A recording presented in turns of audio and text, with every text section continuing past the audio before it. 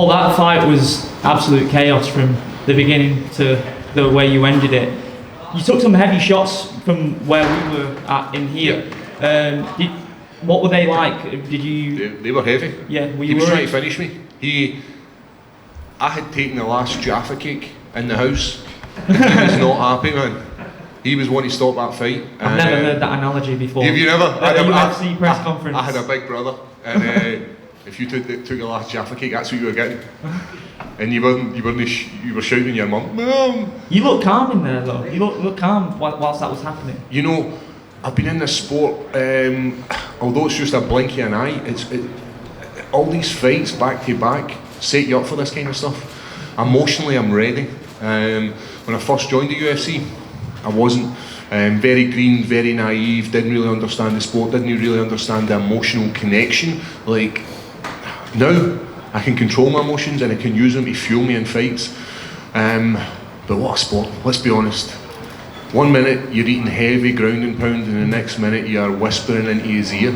And I don't know if any of you can watch this back and you'll be able to see me. I grab him tight and I'm like, it's over. Like I'm in an action film, you know. I absolutely love this sport. I love the emotion that I feel as I win, lose, draw, walk out to that octagon. Sitting here right now, I feel there's something that people will never ever experience, and I get to do it regularly. The triangle finish as well. At what point did you realise that was a very realistic possibility, and was it as soon as he took you to the ground it was like, right? Yeah, it's wild.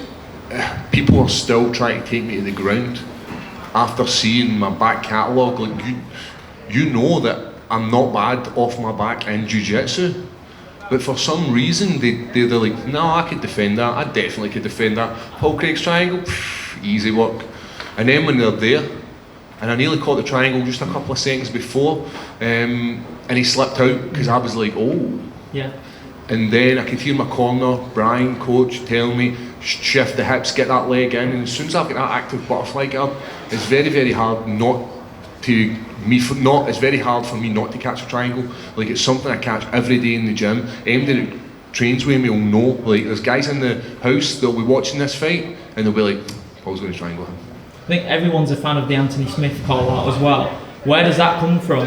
And Glasgow as well, is that an official thing, or is that you just putting that out there? You tell UFC, come to Glasgow? I'll tell you, I said something previously and I definitely didn't get in trouble for it. Right?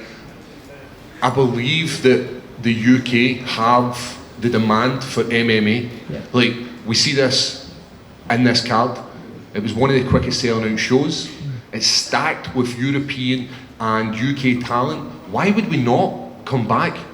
This sport's meant to be watched live. This sport isn't meant to be watched the next morning as like sitting on the couch with a coffee. This sport's to be watched with a beer. This sport's to be watched with a whiskey with your friends. Like, having that debate with your friends. It's not meant to be up at 5 o'clock in the morning feeling knackered. And by having more UK, European shows, it's only going to build the brand within this part of the world. So I am a massive advocate of pushing this.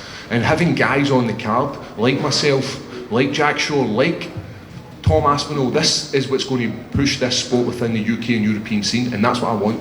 Massive well done to you, mate. Thank you. I thought, mate, first of all, fantastic win again, mate. Like I said, as soon as we saw you get taken, as soon as we saw you go on your back, everyone's saying this is the normal world. You know, yep. We know what's going to happen soon enough. You know, and as you were saying, next thing you know, you're whispering in someone's ear. Yep. Get a bit of a reputation for that one, aren't you, at the moment? Yep. You know, it's massive mission, and I know is it like Brian Ortega's called T-City. Yeah. And I think I might need to change my name. But the beard jiu-jitsu is very, very good. It's effective for MMA. Who gave you that? Gallagher, Brian? Yeah. It's for the coach, it's Brian. It's the name comes from being part of the gym, and you only get a name if you're part of your fight team. So it's not like, remember when you're in high school and you're going to call me Cool Johnny? Like, that's not what it's like. I'm just rocking up into school and like trying to start a new nickname for myself. Right, you call me Cool Johnny, that's me.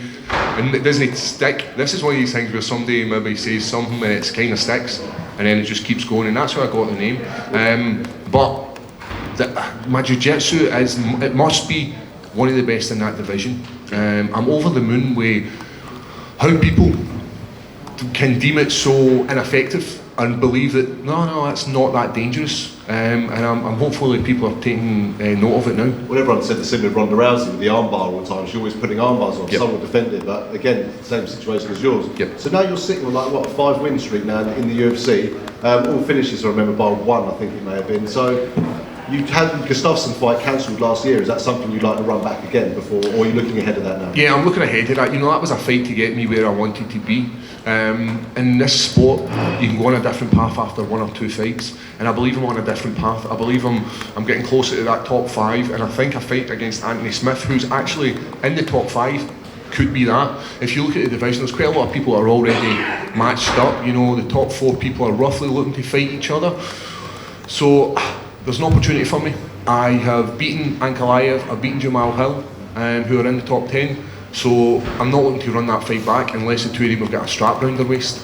What I'm looking for is I'm looking for a new opponent, I'm looking for a new drive, and I'm looking for somebody that's going to bring out the best in me, who puts that fear in me. You know, that fear that gets you up at 6:30 in the morning to do the hard work, rather than lying in bed and being like, it's fine, he's not in the top 15, so I'll not really work that hard.